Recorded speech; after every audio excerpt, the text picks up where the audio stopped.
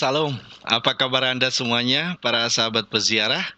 Saya berdoa dan saya berharap saat ini Anda sehat, Anda penuh sukacita, Anda memiliki damai di hati, bukan? Tuhan memberkati saudara ya. Dari tempat ini saya berdoa untuk Anda, semoga Anda sehat. Dan hari ini kita tahu ya, hari Minggu Paskah yang ketiga. Nah, tentu saja ya kita nggak bisa pergi ke gereja untuk mendengarkan sabda Tuhan di sana dan mengikuti Ekaristi. Ya, kita masih berada dalam keprihatinan, tetapi bukan berarti bahwa kita nggak bisa berbuat apa-apa dong, ya. Sebagian teman-teman atau saudara-saudara, kawan-kawan, sahabat-sahabat, para peziarah, mungkin sudah ikut misa live streaming ya, udah mengikutinya dan menarik bukan bacaan hari ini, luar biasa. Oleh sebab itu pada pagi ini saya mau mengajak kawan-kawan, para sahabat peziarah semuanya untuk mereview sejenak bacaan yang kita baru saja dengarkan dan mungkin juga baru saja kita baca ya. Dan kita mau melihatnya secara sederhana saja. Saya mau mengajak kawan-kawan. Nanti di teks ini, di bawah teks ini saya akan berikan bahan bacaannya dan selama silakan ikuti gitu ya. Silakan ikuti saja sambil Anda membaca. Saya tidak baca ulang lagi karena terlalu panjang nanti. Silakan baca bacaan pertama dari nanti Kisah Para Rasul, lalu Surat Rasul Paulus kepada Petrus yang pertama, di bacaan kedua, dan nanti berkaitan dengan Injil adalah Injil Lukas ya, pengalaman para murid di Emmaus. Ini saya mengajak kawan-kawan, sekali lagi saya mengajak Anda semuanya, kawan-kawan, sahabat-sahabat, umat, kenalan, handai tolan, rekan-rekan, sahabat peziarah, atau yang baru saja juga bertemu dengan saya di channel ini. Saya mengajak Anda semuanya untuk mengikutinya, ya. Oke, santai aja, nggak perlu terlalu tegang karena kita bukan misa, iya kan? Nah, maksud saya ini adalah hanya untuk memperdalam sedikit dan melihat dari kacamata lainnya minimal dalam refleksi saya hari ini. Oke, Anda sudah siap? Silakan buka kitab suci Anda dan baca sambil Anda membaca bacaan pertama. Bacaan pertama dari Kisah Para Rasul bab 2 ayat 14 dan dilanjutkan dengan ayat 22 dan sampai 33. Itu yang pertama dulu. Nah, apa yang menarik di sini, saudara-saudara? Lucu bener nih. Lihat, yang menarik di sini adalah figur Petrus. Ya, Petrus kita tahu sebelum kebangkitan dalam pengalaman jalan salib, dia bahkan menyangkal Yesus sampai 3 kali.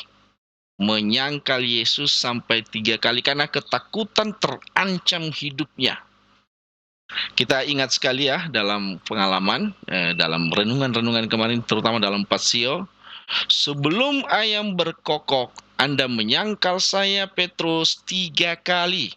Dalam Pasio, ya, mungkin Anda ingat itu, itu dibilang, ayam berkokok, kukuruyuk, 3 kali sudah.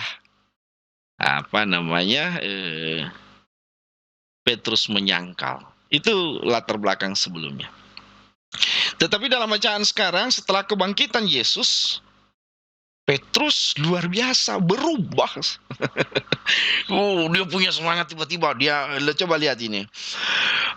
Hai saudara-saudara, ya, hai kamu orang-orang Yahudi dan kamu semua yang tinggal di Yerusalem, ketahuilah dan camkanlah perkataanku ini. Yang kumaksud ialah apa? Yesus. Siapa Yesus? Yesus yang dari Nazaret, seorang yang telah ditentukan Allah, dinyatakan kepadamu dengan kekuatan, dengan mukjizat dan tanda-tanda yang dilakukan oleh Allah dan perantaraan Dia di tengah-tengah kamu seperti yang kamu tahu. Dia yang diserahkan Allah menurut maksud dan rencananya telah kamu salibkan dan telah kamu bunuh dengan tangannya, dengan tangan bangsa-bangsa durhaka. Telah kamu salibkan dia, kamu telah bunuh dia dengan tanganmu sendiri. Kamu bangsa-bangsa durhaka. Marah. Tetapi bukan kemarahan yang tidak beralasan.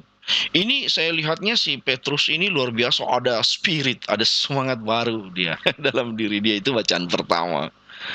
Ya, yang tadinya dia menyangkal Yesus, dia takut, dia tidak punya keberanian, dia tidak punya kehebatan atau apapun lah gitu ya.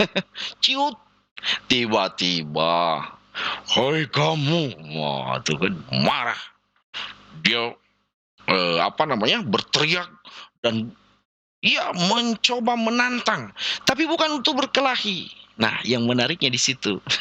Bukan untuk berkelahi, tapi ngapain Petrus ngomong kayak begitu-gitu? Ngapain Petrus berteriak-teriak begitu, bahkan seperti melawan, menghujat? Enggak. Ini adalah memoria, mengulangi, mengingat kembali apa yang telah dilakukan oleh bangsa-bangsa Yahudi terhadap Yesus yang telah mati. Kenapa? Ternyata si Petrus itu memiliki kesadaran yang baru tentang Yesus setelah kebangkitan. Dia sekarang berani, dia sekarang tahu, dia sekarang udah yakin bahwa Yesus itu benar-benar sudah bangkit. Maka dia mau memberi kesaksian tentang Yesus itu. Ingat, dia memberi kesaksian tentang siapa? Tentang Yesus. Jadi memberi kesaksian tentang Yesus, jangan malu-malu. Bahasa Bataknya bilang, unang pailahon. Unang pailahon, malu-malu. Setengah-setengah mundur gitu. Enggak, Petrus, "Hai kamu semua, dengarkan, Yesus yang telah dipilih Allah, yang sudah melakukan tanda-tanda mukjizat dan diberi kekuatan dan macam-macam begini. Kamu sudah bunuh, kamu sudah hilangkan nyawanya, kamu sudah selipkan. Dia sudah bangkit." Oke, kata kunci apa yang menarik di bacaan pertama? Kesaksian Petrus memberi kesaksian bahwa Yesus telah bangkit. Kesaksian Yesus adalah kesaksian tentang harapan. Kesaksian Petrus adalah kesaksian tentang Yesus yang telah mengalahkan maut. Beda fokusnya. Kalau dulu tadi yang saya bilang sebelum kebangkitan, itu yang dihadapi oleh Petrus apa? Ketakutan, keancaman, dan lain sebagainya. Sehingga ciut. Oke, itu menarik ya. Itu bagi saya itu menarik sekali. Iya ya, kalau orang mengalami pengalaman kebangkitan, orang semangat hidupnya. Karena dia faham dan dia menyergap ya. Dia disergap oleh kekuatan yang baru. Cis, cis, gitu. Apa itu? Semangat baru. Mau memberi kesaksian tentang kebangkitan Yesus. That's the point, you know. Oke, para sahabat peziarah, menarik kan kalau mau merenungkan hal itu? Oke, itu bacaan pertama. Sekarang kita mau melanjut. Masih semangat ya? Hah, masih semangat nggak? Oke, pasti dong. Bacaan kedua ini adalah surat pertama Rasul Petrus. Maaf tadi ya, saya salah tadi Bu, saya bilang surat Rasul Paulus, bukan. Rasul Petrus, surat pertama. Bagus sekali ini. Saudara-saudara terkasih, Allah yang menghakimi semua orang menurut perbuatannya tanpa pandang bulu, kamu sebut Bapa. Oke, maka hendaklah kamu hidup dengan takwa selama kamu menumpang di dunia ini. Ini nasihat ya. Sebab kamu tahu bahwa kamu telah ditebus dari cara hidup yang sia-sia. Kamu warisi dari nenek moyangmu. Kamu telah ditebus bukan dengan barang yang fana. Kamu telah ditebus bukan dengan barang yang fana. Bukan pula dengan perak atau emas, melainkan dengan darah yang mahal, yaitu darah Kristus yang sama seperti anak domba yang tak bernoda dan tak bercacat. bukan dengan barang, bukan dengan emas dan perak. Ada lagu itu, saya maaf, saya tidak ini. Kau menenangkan hidupku. Aduh, saya bukan penyanyi yang hebat ya. Oke, tapi ada lagunya itu. Tapi bukan itu yang penting, bukan lagunya. Yang pentingnya adalah kamu telah ditebus bukan dengan perak, bukan dengan uang, bukan dengan harta, tapi sesuatu yang lebih berharga, nyawa, darah. Apa yang mau ditekankan oleh Petrus? Lihat loh betapa berharganya pribadimu. Anda dibeli, Anda ditebus, Anda ditarik kembali, Anda dibebaskan dari dosa, Anda dibebaskan dari hukuman, Anda diambil dari semuanya itu. Bukan pakai duit, bukan karena hepeng, bukan karena uang gitu, bukan karena harta, bukan karena jual sawah, bukan, tapi dengan nyawa sendiri, kehidupan sendiri. Siapa yang melakukan itu? Yesus. Darah Yesus sendiri yang menebus Anda. Lihatlah betapa Anda berharga di mata Allah. Betapa Anda penting bagi Allah. Darah putranya sendiri dia pakai, dia curahkan untuk menebus Anda. Ini yang menarik di bacaan kedua. Oleh dialah kamu percaya kepada Allah. Oleh siapa? Oleh yang tadinya telah mencurahkan darahnya. Oleh dia, kamu telah percaya kepada Allah. Allah yang mana? Allah yang telah membangkitkan dia dari orang mati dan telah memuliakannya sehingga iman dan pengharapanmu tertuju kepada Allah saja. Ini yang sekali lagi ditekankan oleh Petrus. Karena kamu begitu penting bagi Allah, maka kamu, Anda, saya juga tentu saja bukan? Itu ditebus bukan dengan harta, benda-benda berharga, emas, perak, tidak. Tanah, sawah, enggak. Silih itu adalah apa? Anda disilihkan dengan darah, penting sekali. Darah Allah, anak Allah sendiri, Yesus sendiri. Dan dia memberi tambahan, dia menekankan, dia menambahkan lagi. Oleh dia siapa? Dia yang telah mengorbankan darahnya tadi. Ya, dia yang telah mengorbankan hidupnya untuk Anda. Karena dia itu, maka Anda menjadi percaya kepada Allah. Halo, Anda. Apa kuncinya? Anda menjadi percaya kepada Allah. Percaya apa? Percaya bahwa Allah sungguh-sungguh mencintai Anda. Sungguh-sungguh penting hidup Anda bagi Allah. Itu kenapa? Karena Yesus sendiri yang membawa. Yesus sendiri yang memberitahukan. Yesus sendiri yang memberi kesaksian. Aku datang dari Bapa. Aku datang bukan karena kehendakku sendiri, tapi karena kehendak Dia yang mengutus aku. Oh, jadi kalau didramatisir misalnya dalam drama anak-anak gitu ya. Oh ya, begitu ya? Aha. Oh, jadi Anda datang ke sini, Anda berkorban di sini karena disuruh oleh Allah. Iya. Kenapa disuruh? Ya karena Anda penting. Maka Allah menyuruh saya untuk menebus Anda. Oh iya. Wih, baik banget Allah itu kan gitu caranya mengekspresikannya. Ih, baik banget. Anak-anak muda, hei anak-anak muda, bagaimana bahasa kaum mudanya? Ih, aduh. Ih, seneng ya. Itu. Nah, itu kita menjadi percaya, kita semakin dikuatkan keyakinannya bahwa kita dicintai oleh Allah. Yes, I believe that God really love me. Saya percaya bahwa Allah sungguh-sungguh mencintaiku. Amin. Amin dong. Bilang amin. Amin. Amin. Praise the Lord. Nah itu. Itu yang menarik dalam bacaan kedua. Oke. Sekarang kita lanjut ya. Sekarang semangat dong, semangat dong, semangat, semangat. Kalau ada yang ngantuk, kucek-kucek dulu matanya, kucek, kucek, kucek, kucek, kucek, kucek, kucek. Oke. Oke. Tapi jangan sampai makan cabai ya, nanti kepedasan. Kata orang tua dulu, kalau ngantuk, cara menghilangkannya adalah gigit cabai rawit. Nggak usah banyak-banyak, 20 aja. Sampai penuh. Oh. Nggak, bercanda ya. Oke, asik ya? Oke, sip. Sekarang baca Injil tentang pengalaman Emmaus ya.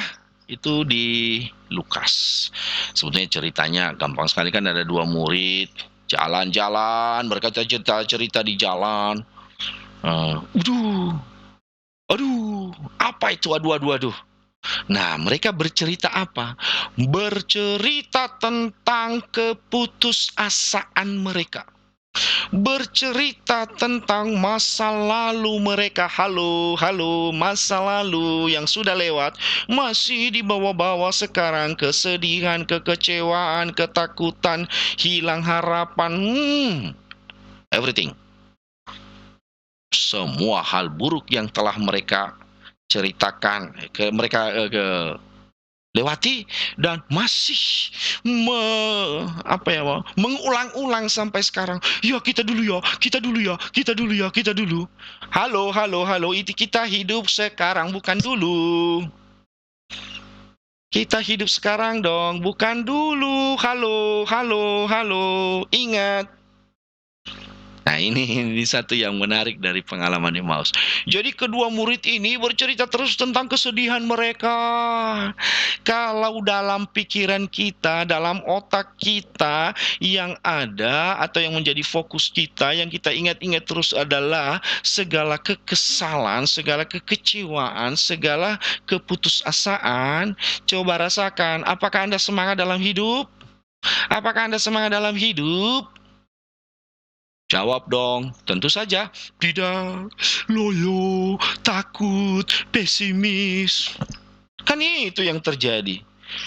Dalam pembicaraan itu, ada tiba-tiba sosok lain. Hei, halo. Kaget mereka. Apa yang kalian bicarakan tadi di jalan? Cie, apa yang terjadi?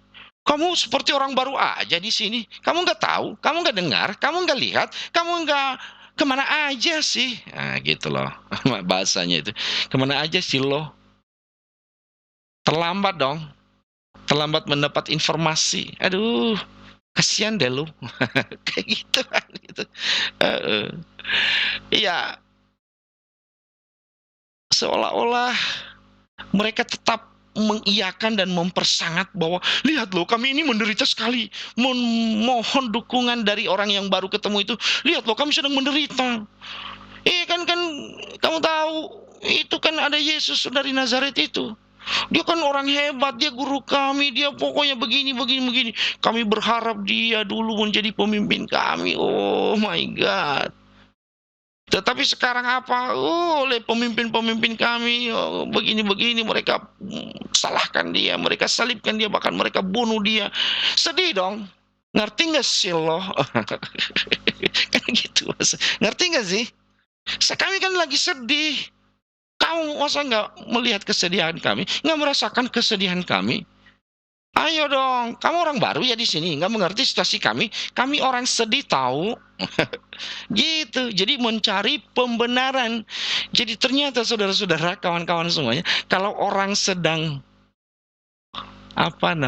sedang dalam keadaan down, dia mungkin juga membutuhkan dukungan ya, pembenaran dari orang lain. Oh ya, kamu sedang down, kamu sedang pesimis, kamu nggak bisa apa-apa. Jadi nggak berani bangkit gitu loh. Apa kata Yesus? Heran kamu, orang-orang bodoh. Hal yang sudah lewat, hal yang menyedihkan yang dulu-dulu, kamu masih bahas terus. Kamu lupa ya apa yang ditulis dalam kitab suci. Kamu lupa ya apa yang telah dikatakan oleh para nabi-nabi. Halo, nabi siapa? Ingat tadi bacaan pertama. Bacaan pertama dikatakan apa? Saudara, aku boleh berkata dengan terus terang kepada kamu tentang Daud. Ternyata Bapak Daud kita sudah ngomong sebelumnya. Apa ngomongnya? Gini dia yang menariknya. Dia adalah seorang nabi dan ia tahu bahwa Allah telah berjanji kepadanya dengan mengangkat sumpah. Jadi ada sumpah perjanjian yang sangat yang sangat kuat, ya, bahwa ia mendudukkan seorang dari keturunan Daud sendiri di atas tahta. Itu sudah ada perjanjian Tuhan kepada Daud sebelumnya. Karena itu Daud telah melihat ke depan nih. Jauh hari sebelumnya, jarak antara Daud dan Yesus kan ribuan tahun. Iya ya. Karena itu Daud telah melihat ke depan dan telah berbicara tentang kebangkitan Mesias ketika ia mengatakan bahwa dia tidak tinggal di dalam dunia orang mati. Dia tidak akan tinggal di dalam dunia orang mati. Halo, klik. Nyambung nggak? Nyambung. Yesus bilang, kenapa kamu nggak ingat apa yang dikatakan oleh para nabi-nabi? Daud itu adalah seorang nabi. Dia sudah mengatakan, nanti dia mendudukkan seseorang dari keturunan Daud. Dan kedepannya, dia tidak akan tinggal di dalam dunia orang mati. What's the meaning of that? Apa artinya itu, saudara-saudara? Artinya adalah itu keturunan Daud itu nanti yang didudukkan itu nanti pasti akan dibangkitkan. Diapakan? Dibangkitkan. Yesus mengingatkan mereka, ayo jangan lupa. Ini adalah proses saja, bro. Hanya proses saja. Lalu apa yang dilakukan? Ya, Yesus mati, Yesus menderita, Yesus disalibkan. Dia turun ke dalam dunia orang mati kuburan 3 hari. Tetapi bukan selamanya dia di situ, bro, bray. Bukan selamanya. Ayo, come on. Dia akan bangkit.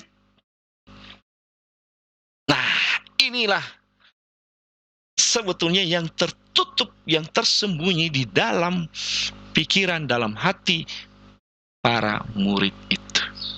Mereka terlalu larut dalam kesedihan, keputusasaan. Sebetulnya mereka terlalu larut dalam hal-hal yang tidak sesuai dengan keinginan mereka dan mereka menggerutu menyesalinya terus-menerus. Aduh, kami sedih. Ya iya sedih. Tapi apa setelahnya, bro? Apa? What's next? Apa yang berikutnya setelah sedih? Yesus ingatkan, ini adalah proses. Ayo dong, come on. Nah, ini yang menarik di dalam bacaan Injil. Hai kamu orang bodoh, betapa lamban hatimu. Tell me, terlambat memikirkan, terlambat connect, lemot. Mungkin tidak ada sinyalnya makanya lemot ya. Atau apa ya, kalau komputer itu RAM-nya rendah. Lemot. Kenapa? Di dalamnya berantakan. Apa yang berantakan? Di dalamnya dipenuhi dengan semangat keputusasaan, bukan semangat kebangkitan. Nah, itu makanya lemot dia. Lalu apa kata Yesus? Sehingga karena lamban hatimu, sehingga kamu tidak percaya akan segala sesuatu yang telah dikatakan. Nah, rasain lo. Karena lemot hati, karena lemot. Tell me, akibatnya apa? Kamu tidak percaya lagi kan yang dikatakan oleh para nabi terdahulu, nabi-nabi terdahulu. Bahasa sekarang, bahasa kita hari ini apa? Karena kamu telah terlambat mikir karena terlalu banyak mikir juga bisa jadi. Akhirnya lemot juga yang nangkap. Iya, akibatnya kamu nggak percaya lagi atas yang disampaikan oleh para nabi-nabi. Hilang kepercayaan, saudara-saudara. Hilang kepercayaan. Hilang kepercayaan, saudara-saudara. Hilang. Itu maksudnya. Oke, jelas ya. Sebentar saya perbaiki dulu, ada sesuatu yang mengganggu.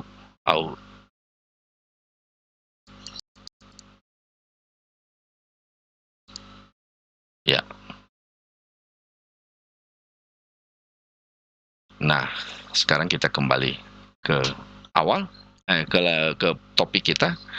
Jadi kawan-kawan, yang menarik dalam pengalaman Emmaus untuk saya pagi ini atau dalam bacaan hari ini, dalam situasi kita ini, jadi sikap para murid ini ya, sering kali banyak mengeluh, banyak putus asa, menggerutu terus atas situasi yang tidak mengenakan. Apalagi kalau kita lihat suasana kita, di mana kita harus tinggal di rumah, ada yang mengeluh.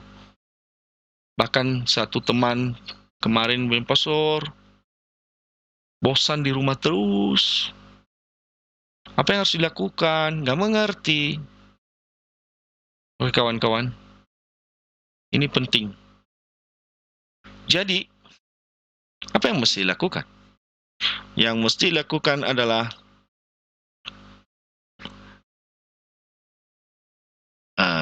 mengizinkan kembali Yesus berbicara. Ternyata ketika mereka para murid ini melakukan dialog dengan Yesus, tadi mereka buta hati, tidak memahami, lambat telmi, gagal faham mungkin juga bisa, itu ya. Lalu akhirnya terbuka hati mereka dan mulai tertarik dengan ajakan Yesus. Ya kalau begitu tinggallah bersama kami di sini. Ayo bersama-sama dengan kami. Sebab hari telah menjelang malam dan matahari hampir terbenam. Lalu masuklah ia tinggal bersama-sama dengan mereka. Waktu duduk bersama, ia mengambil roti, mengucap berkat, lalu memecah-mecahkan roti itu. Oke, kawan-kawan, saudara-saudara, sahabat-sahabat, lihat ketika murid, saya ulangi, ketika murid melihat dengan mata kepala sendiri dan mendengarkan dengan telinganya, orang asing itu melakukan perjamuan, itu mengambil roti, ya, mengucap berkat, lalu kemudian memecah-mecahkan roti itu dan memberikannya kepada mereka. Ini kan konsep perjamuan yang telah diajarkan oleh Yesus. Kenangkanlah aku dengan melakukan ini. Ketika melihat bahwa ada orang yang mengambil roti, mengucap syukur, lalu kemudian memecah-mecahkannya, lalu dia bagi-bagi roti. Halo, oh my God, itu guru saya, itu Tuhanku Yesus. That's my teacher. Itu adalah nabiku. Terbuka mata mereka. Ini clue-nya. Clue-nya adalah ritus perjamuan. Asik kan? Terbuka pikiran kita ternyata. Iya. Para murid. Dia yang melakukan itu, kan dia yang udah ngomong, dia sering melakukan itu. Berarti dia dong. Baru sadar, yang bersama-sama dengan mereka adalah Yesus yang tadinya mereka sedihkan, yang sudah mati, yang sudah disalibkan, yang sudah dikubur. Ternyata dia ada di sini, berarti dia sudah bangkit dong. Sudah bangkit, Kristus sudah bangkit. Semangat, karena tahu, dan fokus mereka itu beralih bukan pada kematian, kesedihan, pengalaman gelap tadi, tapi dialihkan ke pengalaman kebangkitan. Pengalaman kebangkitan seperti apa? Petrus dalam bacaan pertama berani memberi kesaksian tentang Yesus, berani menyampaikan sesuatu dengan mantap karena iman yang teguh, yakin, percaya, penuh percaya diri karena imannya akan Yesus. Itu orang yang punya semangat kebangkitan, bergairah hidupnya, penuh pikirannya, fokusnya. Itu adalah hal-hal baik, hal-hal yang penting bagi Allah, bukan hal-hal yang remeh-temeh, yang membuat dia lemah, yang membuat dia down, tapi yang membuat dia berenergi, semangat kebangkitan. Oke, para sahabat peziarah, asik ya, santai-santai aja mereviewnya. Bagaimana dengan Anda? Setelah mendengarkan misalnya ini, apa yang muncul? Apa yang muncul dalam pikiran Anda? Apakah Anda masih bersama-sama dengan para murid di Emmaus sebelum terbuka pikiran mereka bahwa mereka sedang berbincang-bincang dengan Yesus? Fokusnya adalah mengeluh, fokusnya adalah pesimis, fokusnya adalah kekecewaan? Atau sekarang kita udah lewati masa itu. Apa yang kita lihat ke depan adalah membangun harapan yang pasti. Harapan yang pasti apa? Allah mencintaimu. Don't worry, jangan khawatir, jangan takut. Jalan terus. Bahasa anak muda itu apa? Move on dong, move on, move on, move on, move on. Come on, move on. Semangat kebangkitan. Oke, bagi kawan-kawan, bagi sahabat-sahabat, siapapun lah yang baru bertemu dengan saya di sini. Bagaimana dengan situasi corona? Anda masih mengatakan mengeluh, sambil nangis-nangis, aduh nangis. Hah? Apakah itu jiwa Kristiani? Itulah. Apakah itu seorang pengikut Kristus? Enggak dong. Seorang pengikut Kristus adalah seorang pengikut Kristus. Itu seperti Santo Petrus. Mantap. Berubah hidupnya, hatinya dipenuhi dengan gelora cinta kasih Allah. Itu harusnya hatinya meluap-luap dengan sukacita, dengan kegembiraan. Apa yang harus dilakukan?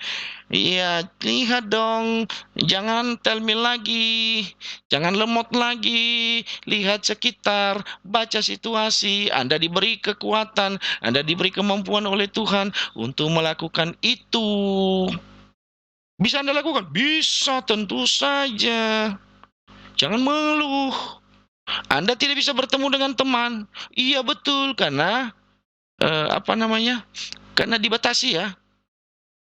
Karena situasi sekarang nggak boleh. Tapi apakah hilang silaturahmi dengan orang lain? Enggak. WA itu dong pakai, sapa, semangati teman-temanmu.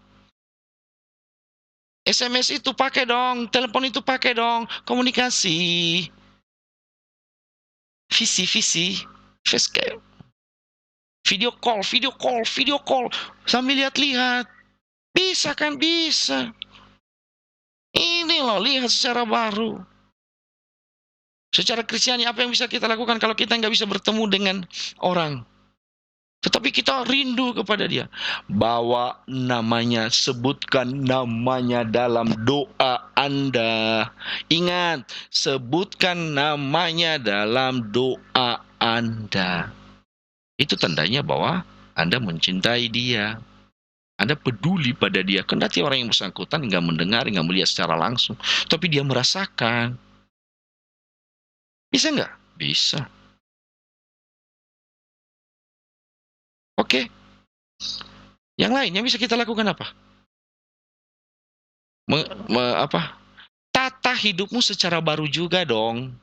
Atur, kondisikan. Bahasanya keren ya.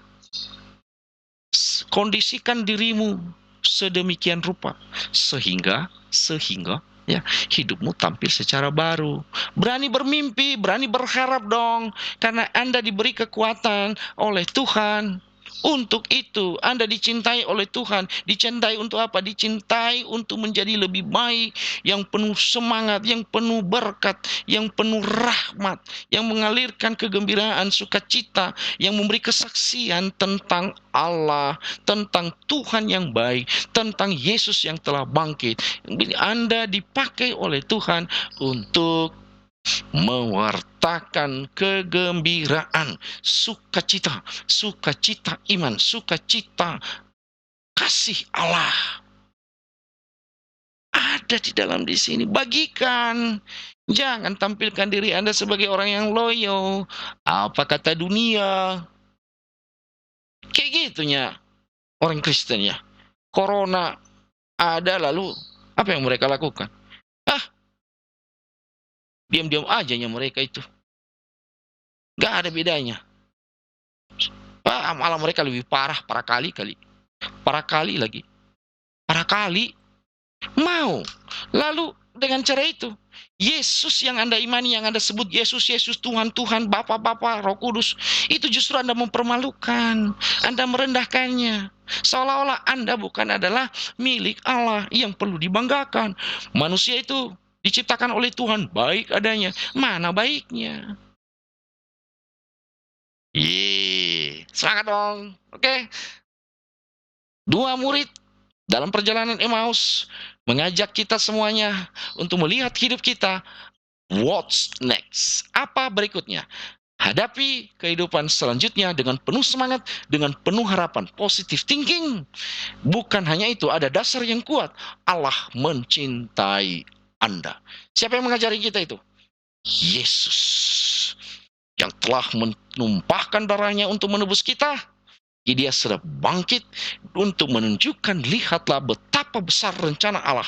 Karena Anda penting, Anda berharga di mata Allah. Praise the Lord. Syukur dong pada Tuhan. Terima kasih Tuhan. Terima kasih Tuhan. Betapa aku penting di hadapan-Mu.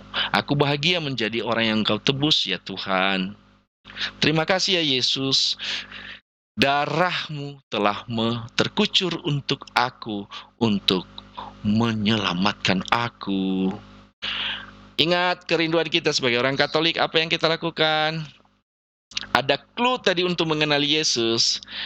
Mengambil roti, mengucap syukur, memecah-mecahkannya, memberikannya kepada orang lain. Ayo, mari kita ambil roti. Ya, kita ucapkan syukur, kita pecah-pecahkan, kita bagi-bagi ke orang lain. Roti adalah yang berharga.